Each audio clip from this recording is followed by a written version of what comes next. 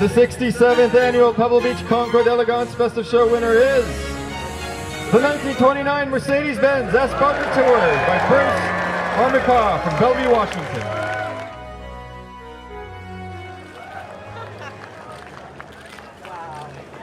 Oh yeah, he did. Good. Everyone wants to hear just how it feels to win this.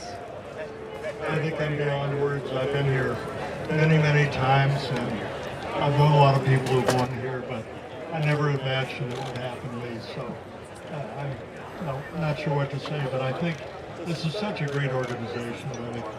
Tell us a little about the car. Well, the car sold new to Lord Howe, essentially. It was bodied by Barker. I think it may be the only Barker-bodied Mercedes, and delivered in 1928-29. Lord Howe, of course, started BRDC, and very well-known, member of Parliament and racing, and really a passionate sportsman. It was his car. The colors were his, and the car is just exactly as he had it when it was new, and and it's had a continuous history after that. So, how unusual is this color scheme with so much, shiny metal and just the way he did it? I think it is unusual, but we found photographs that we know the color is correct because there's all sorts of the color inside the car. And it was known that this was his racing color. What kind of shape was it in when you received it, and what did it take to restore it? Well, it was a running car. It was all together. The car had never been apart. They'd taken the back off and put so they could carry two racing spares for either more weight or more tires. Well, congratulations again. I think it's fantastic.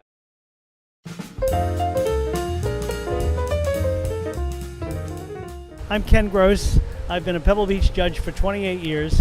I'm on the selection committee, and one of my classes this year is called Dream Cars of the 1960s.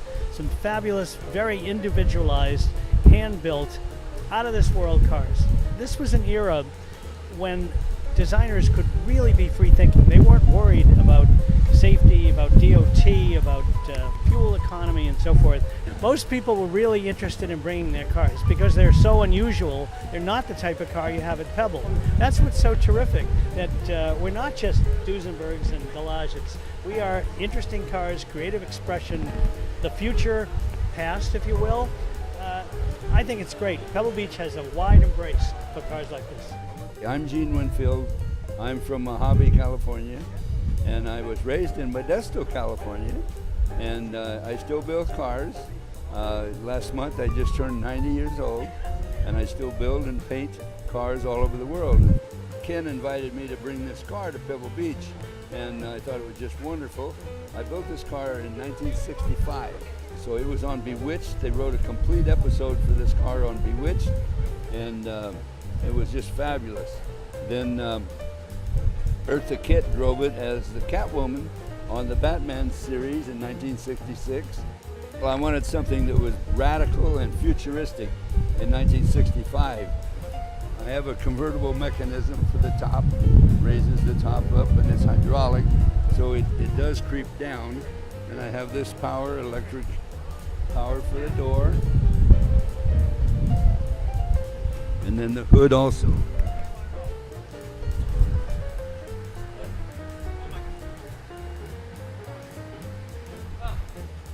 My name's Frank Campanelli.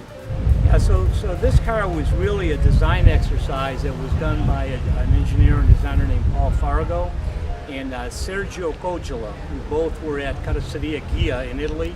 It was based on a 1969 Pontiac Grand Prix drivetrain.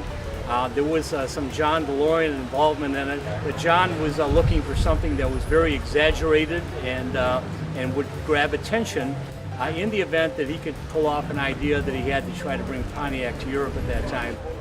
My name's Herb Adams, design and build the Vivant. So, I had experience designing models, and so I kind of was in that flavor.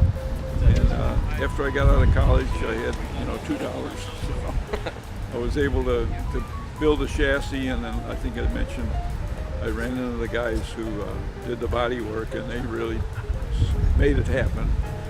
because they rolled the aluminum rather than beat on it. So I showed it a couple times after we built it, and it was in a barn for 30 years or something. And Mark, got a hold of the pictures and got enthusiastic and restored it, which is a terrific project.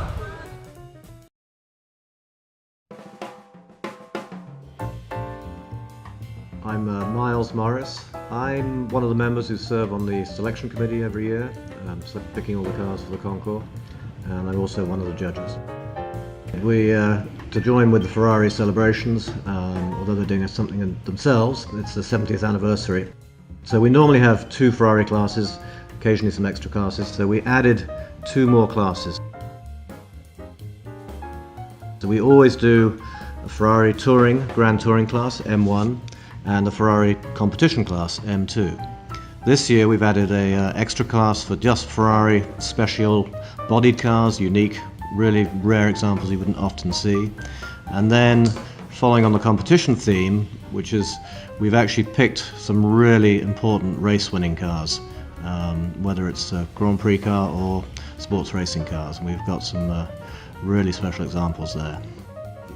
Going back to the competition group, firstly, I would say it's pretty incredible. If you were to write down, what are the great races in the world? I mean, most people will obviously name the Mille Miglia and Le Mans, perhaps. And I think we have 4 Mille Miglia winning cars on the field, and at least 3, if not 4, Le Mans winning cars. Ferraris again, all Ferraris. And so that's pretty impressive. We only have 2 Formula 1 cars, 2 312s. One is from 1975 and the other is 1977. Those are both Niki Lauda World Championship winning years, so Grand Prix winning Ferrari single-seaters as well. A very famous car in America. It didn't actually race in Europe, but it's one of the 335S Sports, so that was the last of the great front-engine 4-cam, what I call the big engine, the last of the big front-engine Ferraris. And this one was called the Super Testarossa. They boosted up the engine supply, and it was sold to Alan Connell over here in America and raced quite successfully at Road America, Watkins Glen. And that car we have not seen for many years, and it's actually just been put back to its original colour scheme, which is sort of a light blue with a stripe down the middle. So that's a pretty awesome car. I hadn't seen that, certainly not since it's been restored. It's a fresh Paul Russell restoration, and that's certainly a good one to look out for.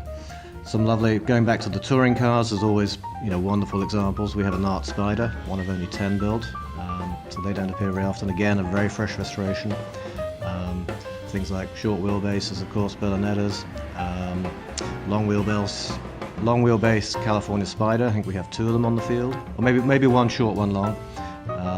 The long wheelbase California, I do not think has been to Pebble Beach ever. Every year I'm even though I'm on the selection committee and I know a lot of the cars, but it blows me away every time I see the cars. It's very different seeing them on paper or on a computer screen when we're picking them out, but to actually see them in the flesh. I mean, obviously several are being restored when we pick them, so we don't quite know what they're going to look like. But I saw them for the first time at the tour yesterday, but again on the lawn when they roll out there in the morning, it's always very special.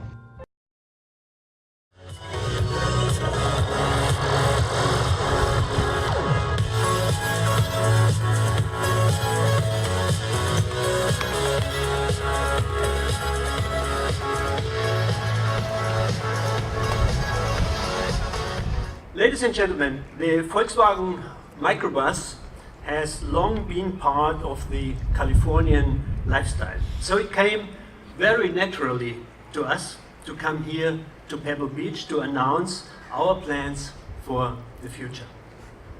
To make a long story short, we will bring back the concept of the microbus, we will reinvent this car, and we will produce this car, and we will launch it together with our colleagues and friends from Volkswagen Commercial Vehicles.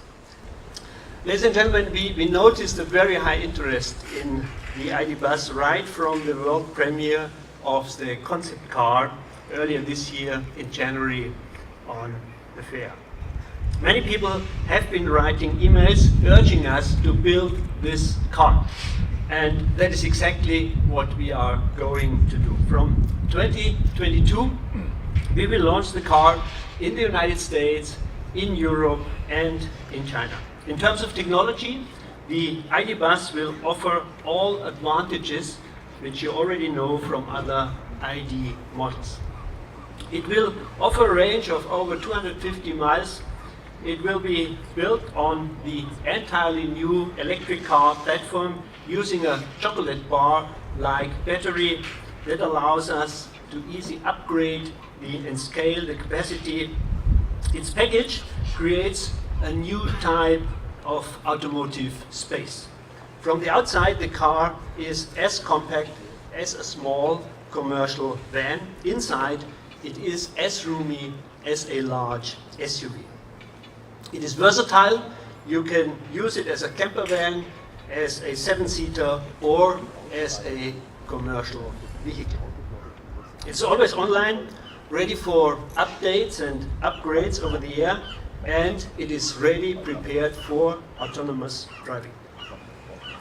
Ladies and gentlemen, in a nutshell, the ID Bus combines heritage and future, heart and mind, and Pebble Beach and Silicon Valley.